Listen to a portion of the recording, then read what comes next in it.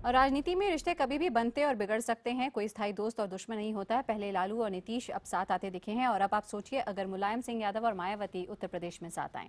जी हां, लालू नीतीश कांग्रेस के गठबंधन के बाद अब मुलायम ने यूपी में अपनी साख बचाने के लिए नया पैंतरा आजमाया है। मुलायम ने कहा है कि वो मायावती से हाथ मिलाने को तैयार हैं अगर लालू मध्यस्थता करें।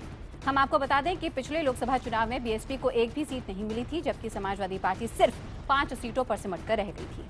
साफ है कि मुलायम मायावती से हाथ मिलाकर बीजेपी से मुकाबला करना चाहते हैं और उसके लिए वो किसी मददगार की तलाश कर रहे हैं। और अरुण सिंह इस खबर पर ज्यादा जानकारी दे रहे हैं। अरुण, बहुत जल्दी बदल रहे हैं रिश्ते यहाँ पे।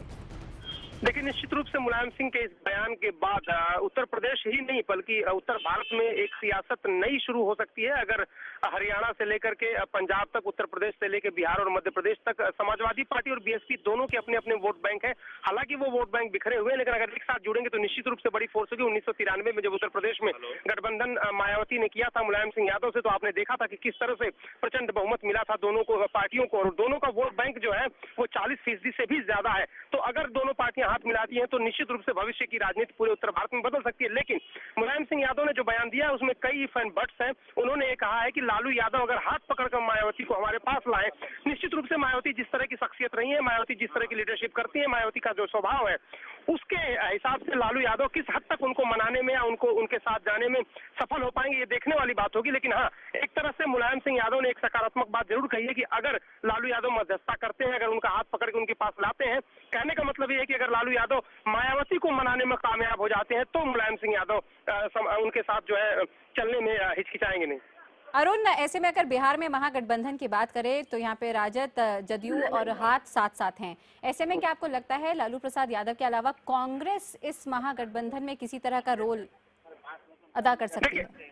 देखिए, उत्तर प्रदेश और बिहार दो ऐसी जगहें हैं, उत्तर भारत की दो ऐसे स्टेट हैं, बड़े स्टेट हैं, लगभग 120 सीटें लोकसभा की हैं, और कांग्रेस दोनों ही प्रदेशों में बहुत ही हालत उसकी पतली है और लोकसभा चुनाव में उसने बहुत ही खराब प्रदर्शन किया है। ऐसे में अगर जैसे नीतीश कुमार और लालू यादव एक साथ मिले, कांग्रेस उनके साथ हो गए, अगर उत्तर प्रदेश में मायावती और मुलायम मिलते हैं तो निश्चित रूप से कांग्रेस के सामने एक विकल्प होगा। और पिछले विधानसभा चुनाव में कांग्रेस के बड़े नेताओं ने बीएसपी के साथ गठबंधन करने की बात कही थी, बात हुई भी थी, हालांकि बात फाइनल नहीं हो पाई। तो अगर बीजेपी को रोकना है तो निश्चित रूप से कांग्रेस को ऐसा लगता है कि क्षेत्रीय दलों के साथ उनको चलना होगा, और इस बाबत सोनिया गांधी ने अपनी पार्टी के नेताओं से कहा भी है। तो कुल संकट को थोड़ी देर रोकने का उपाय समाजवादी पार्टी की बी टीम बनने से था। उस दिन वो उजागर हो गया था जिस दिन घोटालों के ऊपर नियम 56 लेकर आए थे स्वामी प्रसाद मौर्य जी, नेता प्रतिपक्ष के नाते, और सदन में खड़े होकर अध्यक्ष जी के आते उन्होंने नियम 56 को वापस लेने की घोषणा की थी।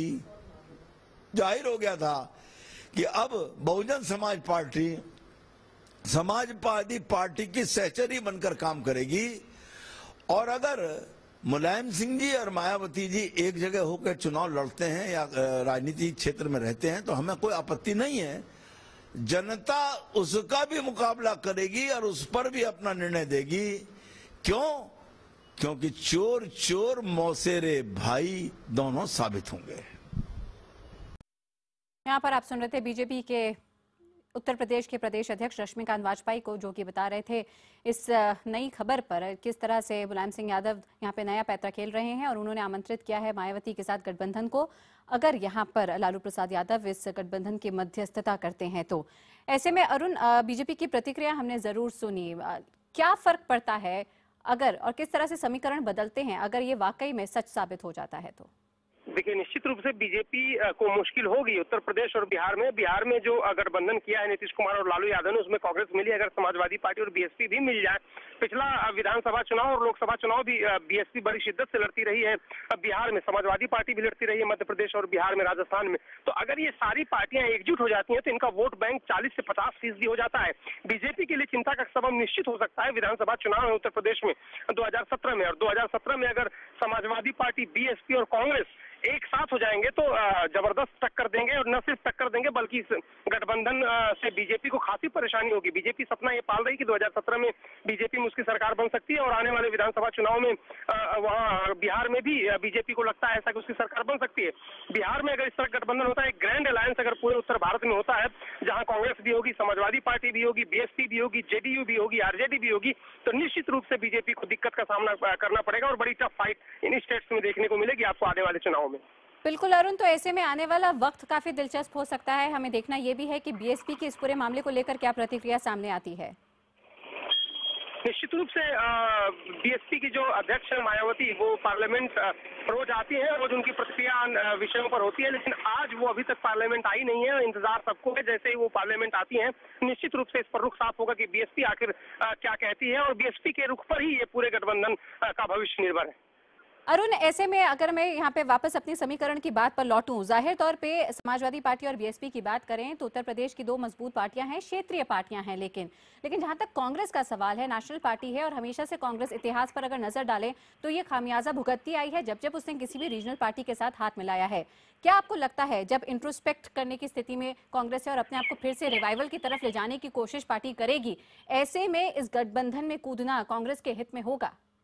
देखिए, कांग्रेस को हित देखने से ज्यादा ये देखना होगा सर्वाइवल उसका कैसे होगा। 44 सीटों पर आके सिमटी है कांग्रेस पार्टी, और लोकसभा चुनाव में जो हाल रहा है उत्तर प्रदेश में सिर्फ 2 ही सीटें उसको मिली है, राहुल गांधी और सोनिया गांधी जीते हैं सिर्फ। तो क्या सर्वाइवल के लिए उनको हाथ मिलाना जरूरी होगा, या इस तरह के एक सेक्युलर अलायंस के नाम पर क्या वो जैसा कि पहले भी वो करते रहे उनके साथ जाएंगे? जब इस तरह की दिक्कत होती है, जब सारी पार्टियां कमजोर होती हैं, एक पार्टी को इतना प्रचंड बहुमत पूरे देश में मिला है, तो निश्चित रूप से ये सारी पार्टियों के मन में है कि अगर बीजेपी को रोकना है तो एक साथ आना होगा। और आपने पहले भी देखे होंगे 1996 से जो गठबंधन का एरा चला था, कुछ न कुछ एक ढूंढ लिया जाता वाक्य, सेकुलरिज्म ही भले ही वो वाक्य हो, कुछ न कुछ ढूंढ करके सारी पार्टियां एक साथ हो जाती हैं, एकजुट हो जाती हैं और बीजेपी को रोकने की कोशिश करती रही हैं। इस बार भी अगर ऐसा हो जाए तो चौंकने वाली बात नहीं होगी, क्योंकि सारी पार्टियां कमजोर हुई हैं, और जब सारी पार्टियां कमजोर होती हैं तो एकता जाहिर तौर पर उनके बीच बढ़ती है, क्योंकि सामने वाली पार्टी मजबूत है।